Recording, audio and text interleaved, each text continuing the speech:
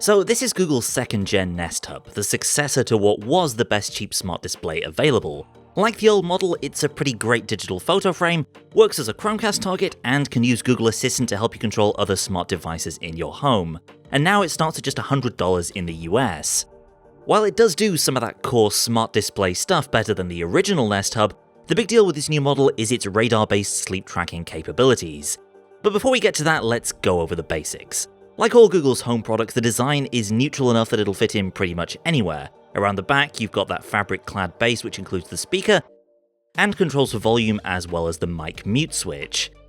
The display is a 7-inch 1024x600 LCD, not particularly high resolution, but it does get bright enough to be clear even in a brightly sunlit room, and just as importantly, it can get dark enough so it doesn't disturb you when it's on your nightstand. The bright, vivid LCD is also helped along by a color temperature sensor above the screen to match the white balance of whatever's around it.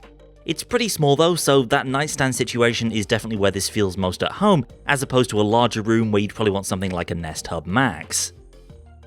The full loadout of Nest Hub features we've come to expect is here. The Google Assistant, of course, is always at your command, and it can integrate itself into your day using the Routines feature, and also control things like smart lighting. When you're not talking to it, you'll get the same touch interface as other Google smart displays based on Android things, and while the processor has been upgraded to a quad-core chip, honestly it still feels quite laggy compared to pretty much any dedicated tablet, which is a shame because it's actually pretty nicely designed. Most of the time this thing is on, it's going to be working as a digital photo frame, pulling from whichever of your Google Photos albums you choose, then a simple swipe from the right edge opens up everything else the hub can do. Google Photos is already the best cloud photo service in my view, and so this photo frame mode has always been one of my favorite Google Smart Display features. You can also cast stuff to it, of course. If it supports Chromecast, then you'll easily be able to cast it onto the Nest Hub, including Netflix, which isn't always a given with some other smart displays. However, given the size, you're probably more likely to be casting a podcast or a quick YouTube video to this thing as opposed to a full-length movie or multi-episode TV binge.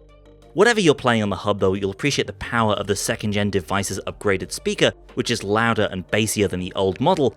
It's not going to compete with a Hub Max or a big dedicated speaker system, but for a device of this size, it's fairly impressive. Alongside all these little generational upgrades to the Nest Hub, you'll find one big one living in the area above the display. This is the new radar-based motion sensor built on Project Soli, which you may remember from its brief disappointing appearance on the Google Pixel 4 a couple of years ago. In terms of wavy gesture stuff, you can play or pause content with a virtual press gesture, or swipe away alarms by waving horizontally.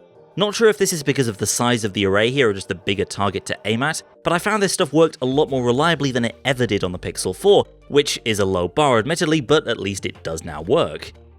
Where motion sense goes beyond mere gimmickry though is with the impressive new sleep sensing feature. Like I said, it's clear Google intends this hub to live on your nightstand, and so sleep detection is designed to monitor your sleep quality without the need for a wearable. Setup involves pointing it at where you're going to be sleeping, removing anything that might block the sensor, and lying down for a couple of seconds. And then every night, Google will use the radar sensor and the microphone to figure out when you went to bed, how long you actually slept for, as well as interruptions and even your respiration rate and snoring.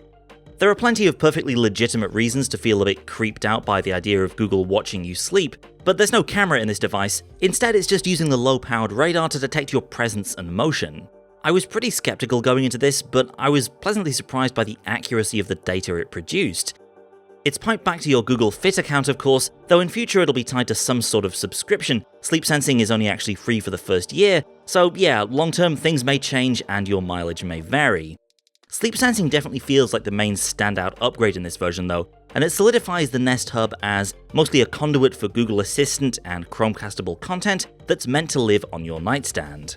Otherwise, it looks and feels identical to its predecessor, but its Soli sensor, improved speaker, and lower price make for a pretty impressive upgrade. If you already have a Nest Hub, then buying another one for your bedside table is kind of a no-brainer, as long as you're not creeped out by Google listening to you sleep. On top of which, you've got the same great digital photo frame and home controlling capabilities that are at the core of what makes a Google Smart Display great. That's it for now. Stay tuned and subscribe so you don't miss more reviews like this one. Thanks for watching, and I'll see you next time.